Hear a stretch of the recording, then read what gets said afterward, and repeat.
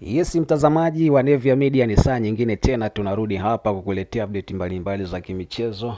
Kumbuka sisi kazi yetu ndio kukuletea habari za kimichezo. Sisi ni kuhakikisha tu wewe mtazamaji wa Nevia Media, basi habari za kimichezo zozote zile zinakuwa hazikupiti. Tukiona zina umuhimu kwako, basi hatusiti kukuletea, hasa kwenye ligi ya Tanzania bara NBC. Tungezipata taarifa hizo, basi tunahakikisha wewe mtazamaji unazipata kwa uhakika. Ikumbukwe hivi karibuni Elie Mpanzu aliweza kusaini mkataba wa miaka 2 ambapo anaendelea kusalia kwenye kikosi cha Wanalunyasi wana Msimbazi, ambapo kulikuwa na kelele nyingi kwamba Elie Mpanzu basi anaondoka na mkataba wake ulikuwa unaisha mwishoni mwa msimu huo. Lakini sasa viongozi wa Simba Sport Club walikaa chini na kuangalia kiwango cha Elie Mpanzu, basi wakaamua kumuongezea mkataba. Sasa meneja wa idara ya habari na mawasiliano wa Simba Ahmed Ally ameweka wazi kuwa licha ya kiungo mshambuliaji Elie Mpanzu kutokuwa na mwendelezo mzuri kwa sasa, bado klabu hiyo ina imani kubwa na mchango wake wa baadaye ndani ya kikosi hicho. Ahmed Ally amesema uongozi wa Simba unatambua uwezo mkubwa wa Mpanzu, jambo lililowasukuma kumuongezea mkataba ili kuendelea kubaki ndani ya timu hiyo. Ameeleza kuwa lengo ni kuhakikisha hawapati changamoto ya kutafuta mbadala wa kiwango kama chake siku zijazo. Amebainisha kuwa wakati mkataba wa mchezaji huyo ulikuwa unakaribia kufikia ukingoni mwishoni mwa msimu huu, kulikuwa na vilabu vingi vilivyokuwa vinahitaji huduma yake ndani na nje ya Tanzania, hali iliyoongeza umuhimu wa kumbakiza.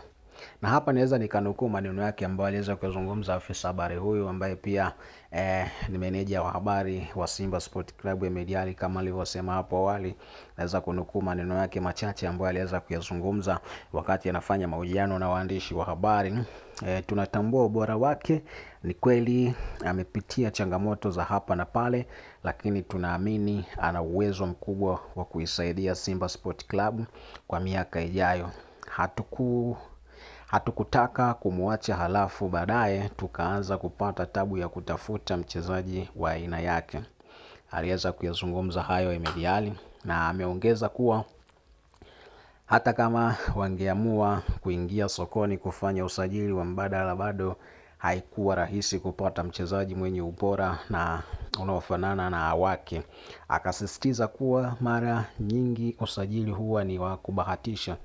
Kuhusu tetesi za dau la usajili wa Mpanzu linalodaiwa kufikia shilingi bilioni 1, Ahmed Ally amesema hana uhakika nalo, akieleza kuwa masuala ya kimkataba ni siri kati ya mchezaji na mwajiriwa wake. Sasa ndo aliweza kufunguka hayo kwa sababu kumekuwa na tetesi kwenye mitandao ya kijamii kwamba Elie Mpanzu Bwana Mo amembakisha kwa dau la bilioni 1.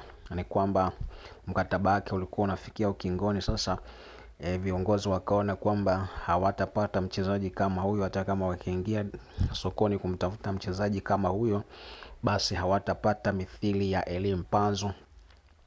Hivyo viongozi wakaamua kuweka dau kubwa, na inasemekana kwamba Mpanzu amebakishwa kwenye kikosi cha Wanalunyasi wana Msimbazi kwa dau la shilingi bilioni 1. Sasa msemaji ameweza kuja kusema kwamba hana uhakika kwamba ni bilioni 1 kwa sababu huwa mkataba ni siri ya mwajiri na mwajiriwa, kwa hiyo hauwezi kuwekwa bayana. Hizo zinaweza zikawa ni tetesi tu za watu, lakini uhakika anaujua Elie Mpanzu na mwajiri wake. Nikusii tu endelee kutufuatilia sisi Nevia Media, na nikushauri na nikuombe usubscribe, ulike, ushare na ucomment. Pia unaweza ukatoa maoni yako hapo kwenye ukurasa